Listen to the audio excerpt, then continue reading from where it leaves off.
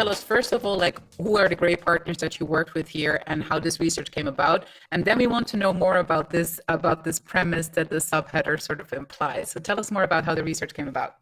Yes, well, this study was born out of a first, more focused one, analyzing the different generational perspectives among some enterprising families in Chile and Spain. And we did this with John Martinez of Este Business School in Chile.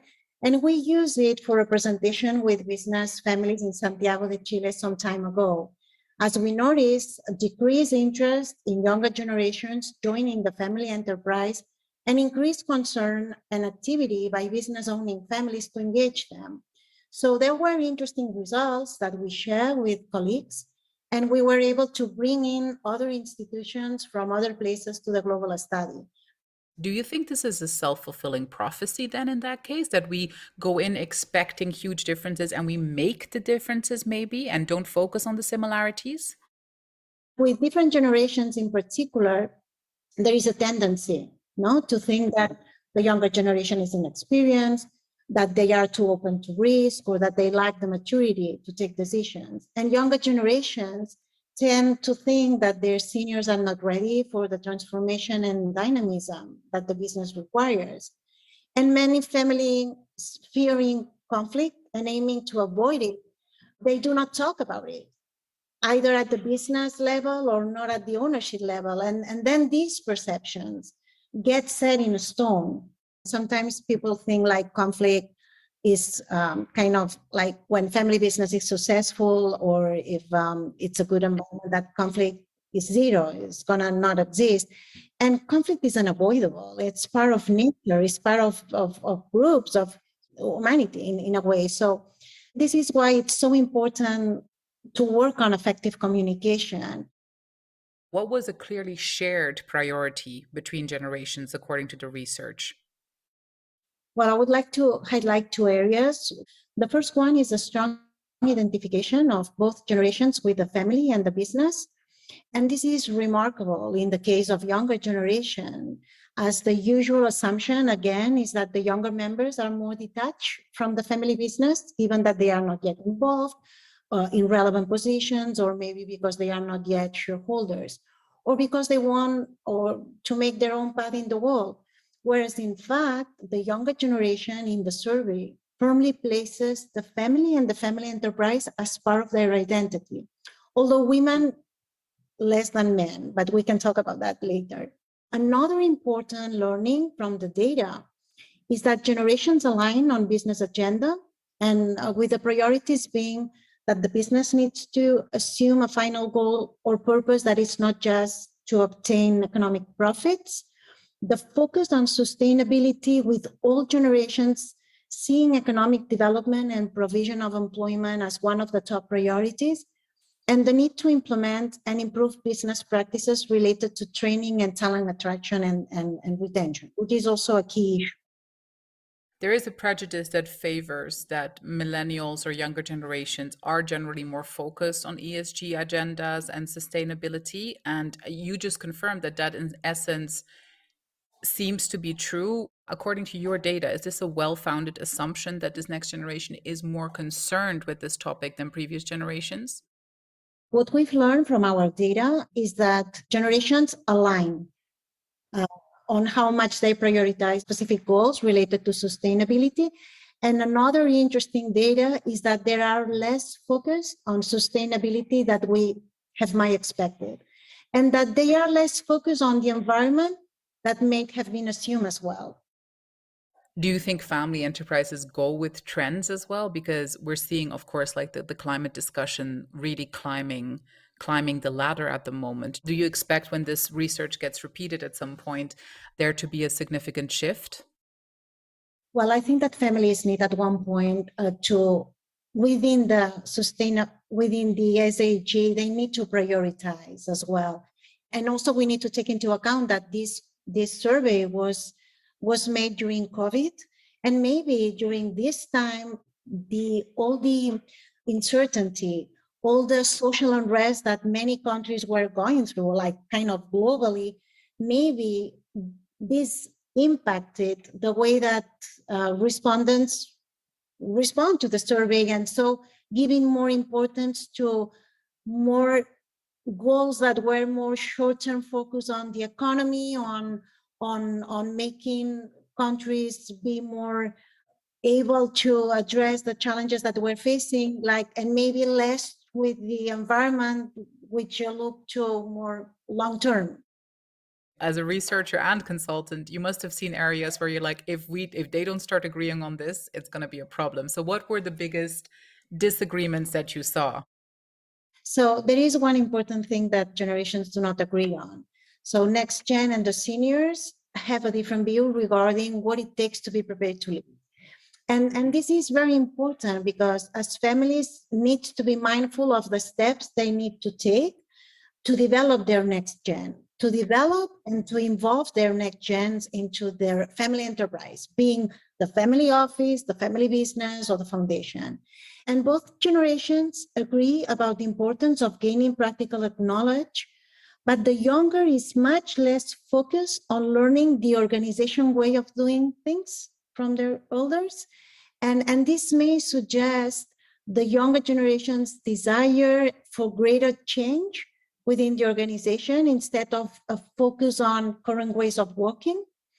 And younger generations also believe that their seniors can support them in developing these soft skills and leadership skills, and with a clear roadmap for their career path, which is something that they are finding missing in their families. So they want mentorship, you feel, but it's not there. It's not structured. It's not available.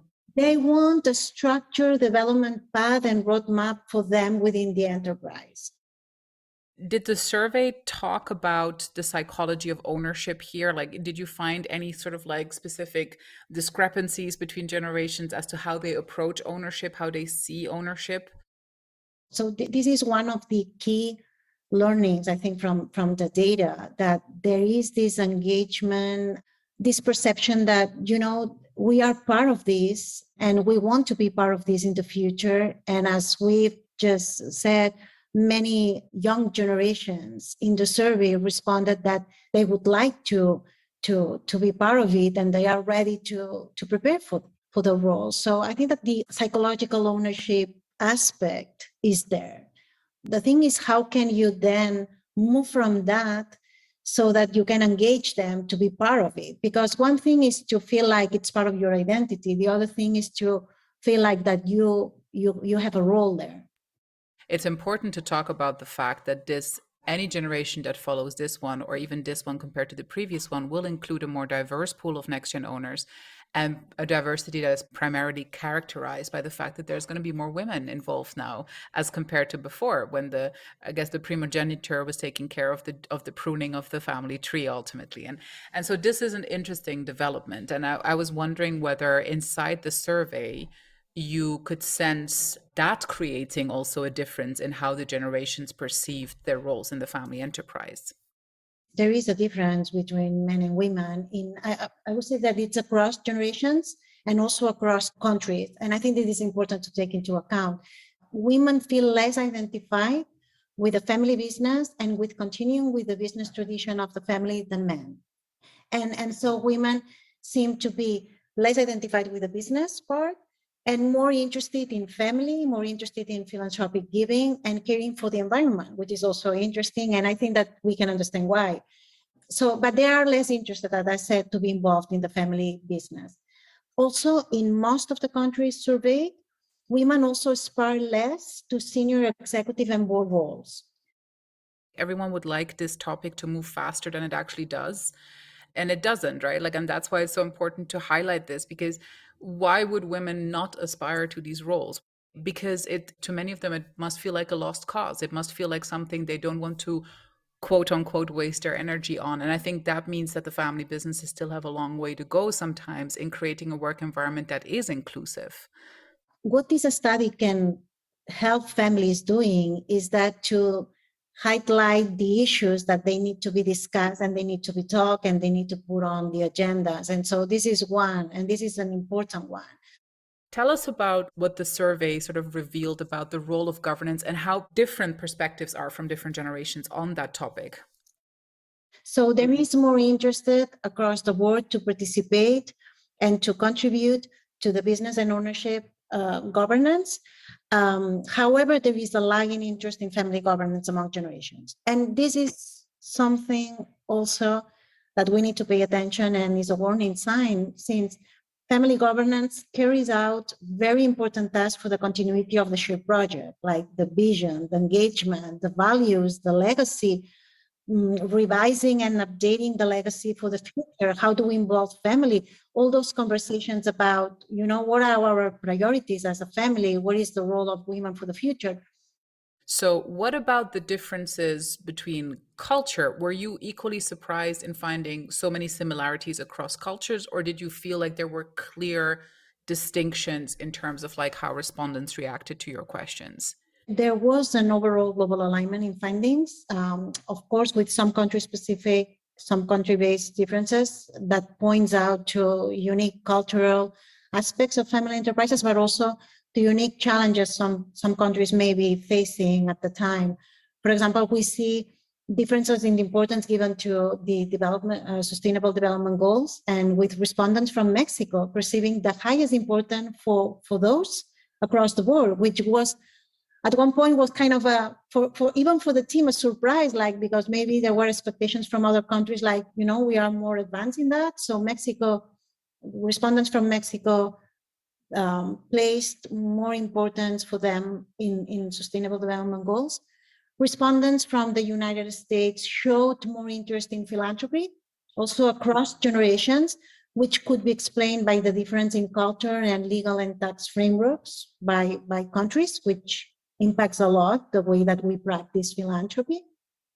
For example, another difference was in women participation in interest in the family enterprise, which is lower in respondents from Chile and China. And also this was something that they noted, the research team from both countries. And in Spain, for example, the participation in family governance bodies, such as the Family Council, is higher than in the rest of the countries that participated in the study. And we felt like maybe was due to all the hard work that institutions like the Instituto de Empresa Familiar in Spain has been doing, and education efforts from the Instituto on placing importance to the family side as well. But so there are some other differences, but I think that these were the most relevant ones. I guess my last question for you, which is basically, how optimistic are you about the survival rate of your respondents here in this survey? Like how big do you see the dangers of family enterprise mortality in this generation? And how optimistic are you about multi-generational success? My experience is that sometimes this lack of engagement stems from family owners not being clear about how to become engaged and the roles that they are available to them. So engagement needs both a clear and compelling vision and a roadmap that makes this path for them for channeling the engagement clear. And you accomplish this with a strategic dialogue and honest communication. And I think that young generations are more open to talk, are more open to discuss, to debate.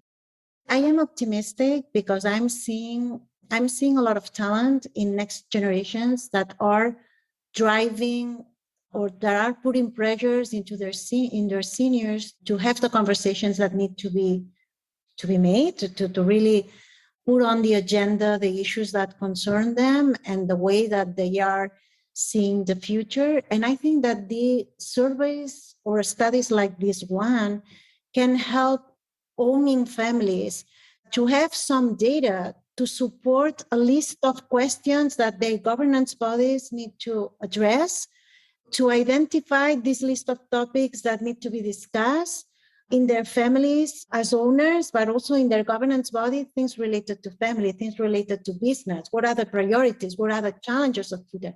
In which ways we want to engage the next generation? In which ways we can support our next generation so that they are more prepared to take the challenge of the future?